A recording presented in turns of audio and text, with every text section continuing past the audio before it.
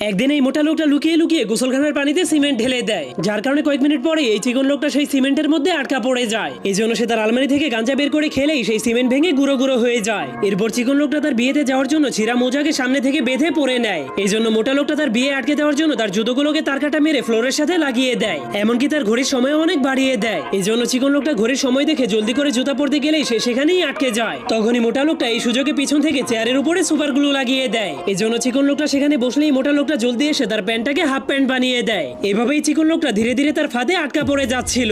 এমনকি মোটা লোকটা লুকিয়ে লুকিয়ে তার আয়নাতে ব্রাশ লাগিয়ে দেয়। এই জন্য চিকন লোকটা আয়নাতে নিজের চেহারা দেখার পর মনে করে তার দাড়িগুলো অনেক বড় হয়ে গিয়েছে। এই জন্য সে মেশিন দিয়ে তার দাড়িগুলোকে কাটতে গেলেই মোটা লোকটা খাম্বার উপরে উঠে কারেন্টের ভোল্টেজ বাড়িয়ে দেয়, যার কারণে মেশিনের স্পিড অনেক বেড়ে যাওয়ার কারণে তার বিয়ের পোশাকগুলো একদমই নষ্ট হয়ে যায়। তখন তার এই অবস্থা দেখে মোটা লোকটা তাকে নিয়ে মজা করতে শুরু করে দেয়। এই জন্য চিকন লোকটা অনেক রেগে তাকে মারতে গেলেই সে দেখতে পায় তার বিয়ের সময় হয়ে গিয়েছে। এই জন্য সে জলদি করে একটা ব্যারেল পরে